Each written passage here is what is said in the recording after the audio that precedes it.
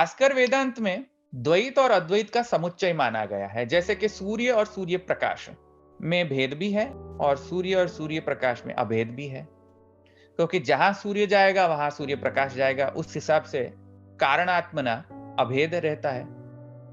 और सूर्य प्रकाश, क्योंकि सूर्य एक प्रदेश में स्थित रहता है और सूर्य प्रकाश कई प्रदेश में फैलता है, तो उस दृष्टिया कार्य दृष्टिया वो द्वैत है। तो कारण दृष्टिया अद्वैत, कार्य दृष्टिया द्वैत। मैंने आपको दृष्टांत भी दिया, सूर्य और सूर्य प्रकाश, और या तो शक्तिमान। तो शक्तियां धर्म है और शक्तिमान जो है वो धर्मी है। और धर्मी में भास्कर आचार्य मानते हैं कि औपाधिक द्वैताद्वैत है। कारणात्मना अद्वैत, कार्यात्मना द्वैत। उसको रिप्रेजेंट कर सकते हैं बुलियन अलजेब्रा में ए एंड बी, माने अद्वैत भी है और द्वैत भी है। अद्वैत भी पारमार्थिक है, द्वैत भी पारमार्थिक है। अब वल्लभाचार्य जी का सिद्धांत। वल्लभाचार्य जी का सिद्धांत में अद्वैत ही द्वैत है, द्वैत ही अद्वैत है। माने जो परब्रह्म है, उस परब्रह्म ने अपने इच्छा के कारण उसने अनेक विध स्वरूप धारण किए। वह परब्रह्म की जो परमकाष्ठापन्न जो इच्छा है, वह इच्छा के कारण परब्रह्म ने अनेक विध नाम रूप कर्म धारण किए और द्वैत में परिणमित हुए। तो वह परब्रह्म जो है वो ही माने उपादान कारणतया और निमित्त कारणतया नाम रूप कर्म में परिणमित हुए हैं। इसकी वजह से जैसे कि सोना और गहना, तो सोना और गहना, सोना भी सच है, गहना भी सच है, और किंतु सोना जो है वो गहने का मूल कारण है, उपादान कारण है। उसके दृष्टिया सभी के सभी कार्य रूप जो है नाम रूप कर्म, उसमें सोना अनुस्यूत ही होता है। जैसे सभी के सभी गहने में सोना तो रहता ही है, वैसे ही सभी के सभी द्वैत में अद्वैत अनुस्यूत ही होता है। और जितने भी कार्य प्रकट होते हैं, जैसे कि यहाँ ये संदर्भ में आभरण या गहना, वह गहने का एक आकार भी होता है, वह गहने का एक धर्म भी होता है, एक सौंदर्य भी होता है। वह सौंदर्य, आकार, धर्म इत्यादि जो है वो गहने का रहता है, वो भी सत्य है, वो मिथ्या नहीं है। क्यों मिथ्या नहीं है? क्योंकि वह परब्रह्म की ऐसी इच्छा है कि वो मिथ्या नहीं है। क्योंकि वो परब्रह्म की ऐसी इच्छा है कि सो कामय स एकाकी न रमते स द्वितीयम ऐच्छत् रसो वै सह यद्वै तत् सुकृतम रसो वै सह इत्यादि वचन के अनुसार भी वह यह द्वैत जो है ये परब्रह्म की एक परमकाष्ठापन्न एक लीला है और परमकाष्ठापन्न एक कृति है, एक परमकाष्ठापन्न कृति है। और जितनी भी परब्रह्म के द्वारा निर्मित जो परमकाष्ठापन्न कृतियां हैं वो मिथ्या नहीं हो सकती हैं। इसकी वजह से ऐतदात्म्यमिदं सर्वम, यह श्रुति के अनुसार, और सो कामयत् स एकाकी न रमते स द्वितीयम ऐच्छत् इत्यादि वचनानुसार, और सर्वम खल्विदं ब्रह्म इत्यादि वचनानुसार, और सहैतावानास इत्यादि वचनानुसार यह सिद्ध होता है कि जो अद्वैत है और जो अद्वैत है उसके बीच में एक तादात्म्य का संबंध बन जाता है। तादात्म्य माने द प्रिंसिपल ऑफ आइडेंटिटी या the principle of equality. So Advaita is identical to Dvaita. यहाँ पे यह सिद्धांत आता है, जो भी नाम रूप कर्म है वह ब्रह्म के साथ तदात्म है, आइडेंटिकल है, और जो ब्रह्म है वो सब नाम रूप कर्म से वो व्यतिरिक्त भी रहता है। तो यह जो सिद्धांत बनता है, जैसे मैंने आपको दृष्टांत में बोला कि आभरण और सोना, तो वह दृष्टांत से समझा जा सकता है कि वल्लभाचार्य जी का सिद्धांत तादात्म्यवाद है, या तो शुद्धाद्वैत ब्रह्मवाद है, या तो साकार ब्रह्मवाद है, जहां पे अद्वैत भी है। अद्वैत कैसा?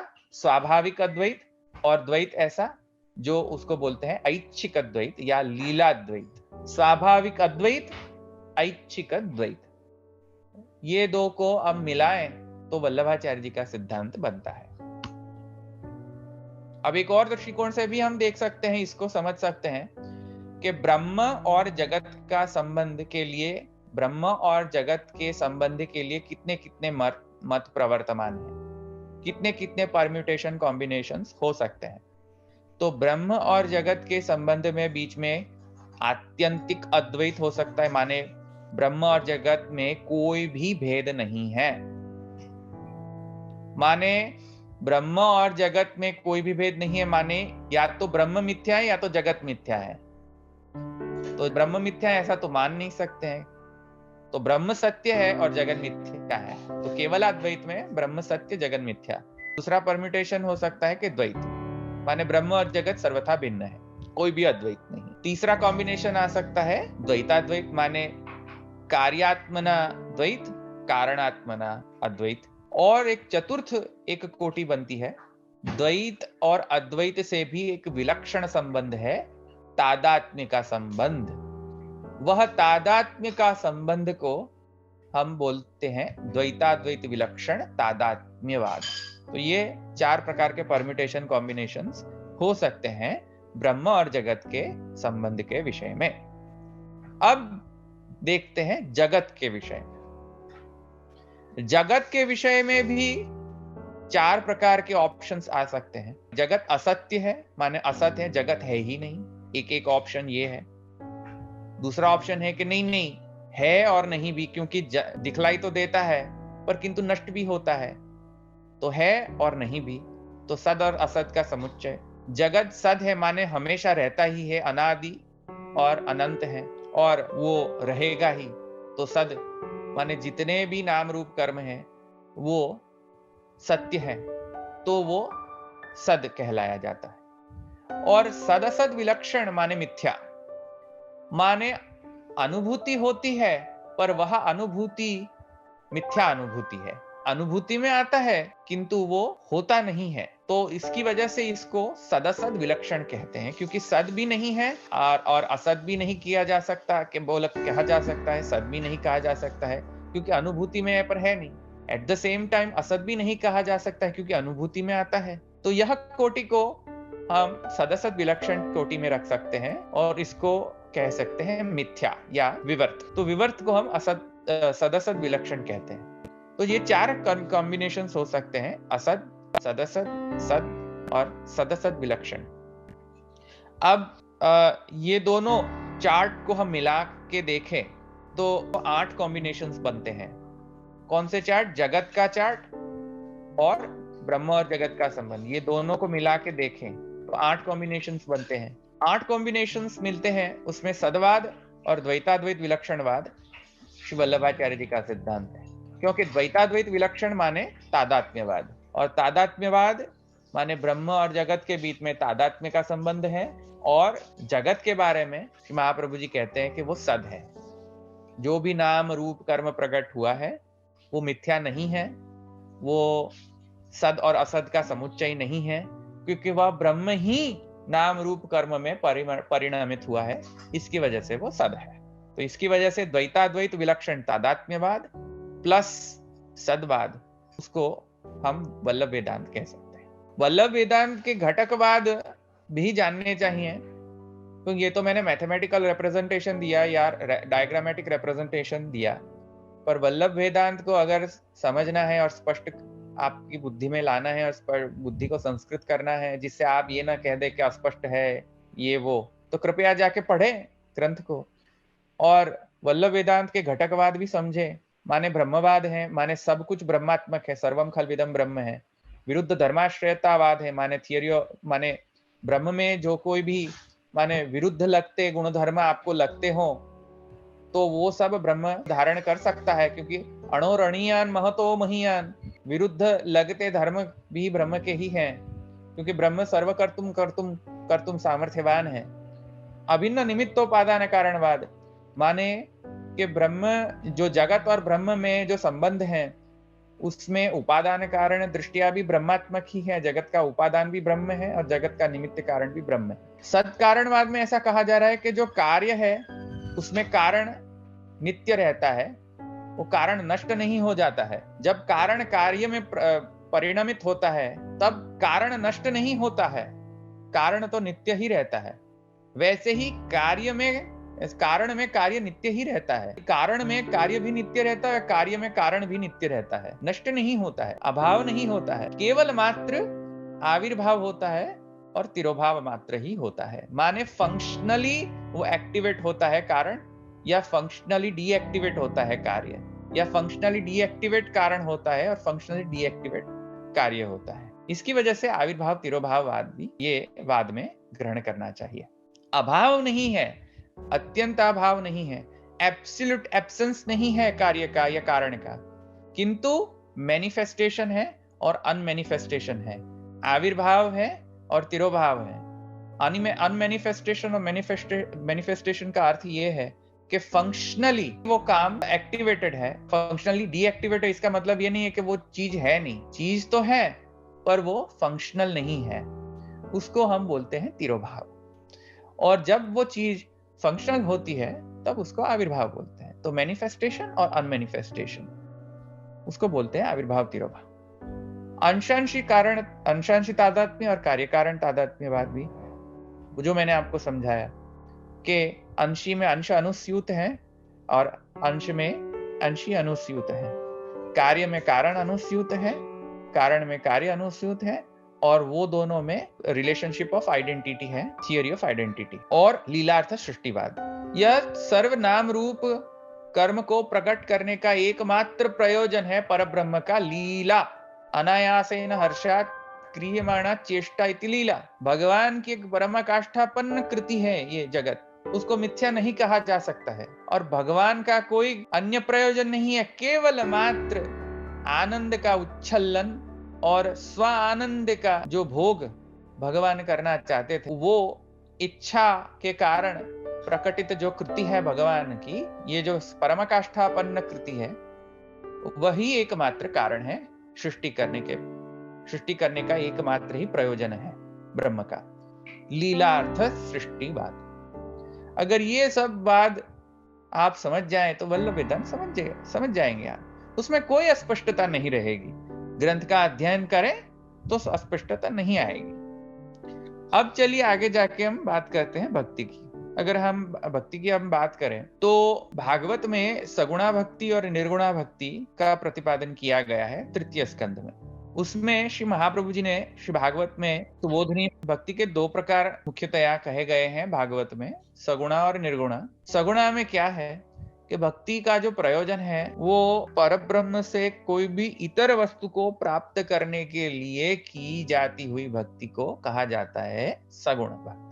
माने दृष्टांत में मुक्ति के लिए की जाती भक्ति, या भगवान से इतर कोई वस्तु को प्राप्त करने के लिए की जाती भक्ति, या कोई लौकिक वस्तु को प्राप्त करने के लिए की जाती भक्ति, या मोक्ष प्राप्त करने के लिए की जाती भक्ति, वह सब भक्ति सगुणा भक्ति के अंतर्गत आती है। और निर्गुणा भक्ति जो है उसमें केवल और केवल एकमात्र प्रयोजन है निर्हेतुक निरुपाधिक, कोई भी प्रयोजन रहित, कोई भी अन्य प्रयोजन रहित, केवल भगवान के स्नेह के कारण ही जनित जो भक्ति है, शुद्ध प्रेम के द्वारा जनित जो भक्ति है, उसको निर्गुण और निर्गुणा भक्ति कहा जा सकता है।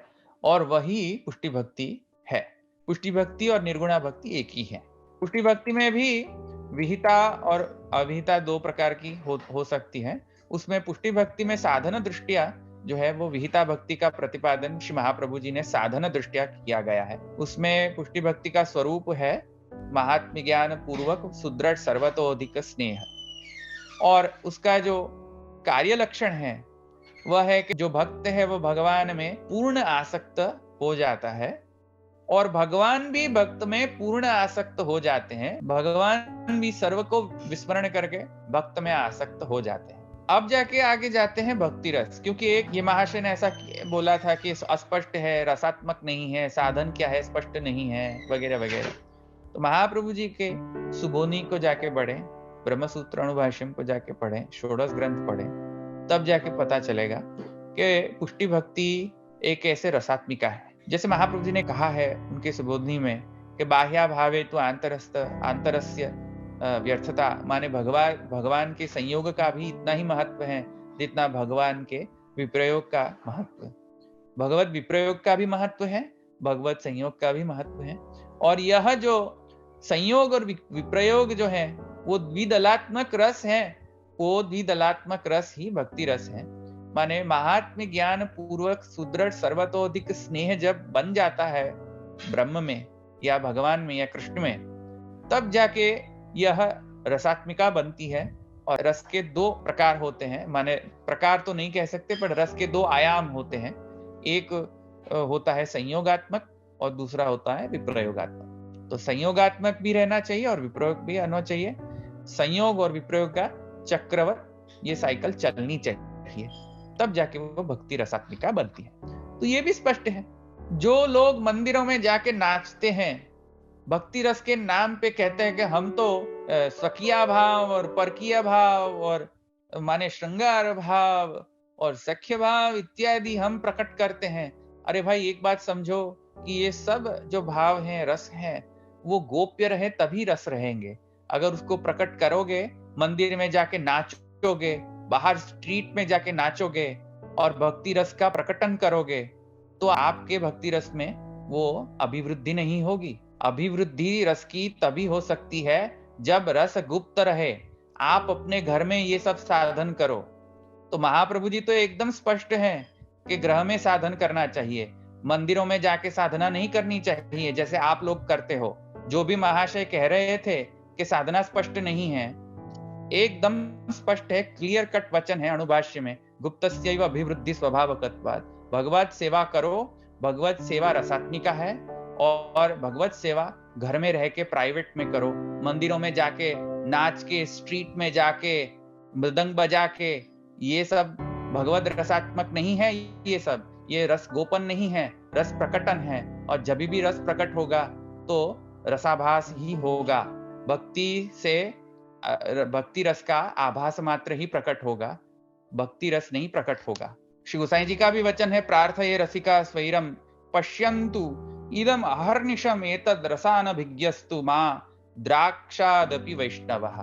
तो ऐसे कोई भी व्यक्ति को भक्ति रस का या तो अपने सेव्य स्वरूप का दर्शन प्रदर्शन नहीं करवाना चाहिए और करना चाहिए जो व्यक्ति रस से अनभिज्ञ हो, केवल मात्र प्रोजलिटाइज करने के लिए, कन्वर्ट करने के लिए, अन्य संप्रदाय के शिष्यों को कन्वर्ट करने के लिए अपने संप्रदाय में, ये सब वेस्टेड इंटरेस्ट, ये कॉन्स्पिरेंसी वल्लभाचार्य जी नहीं गढ़ रहे हैं।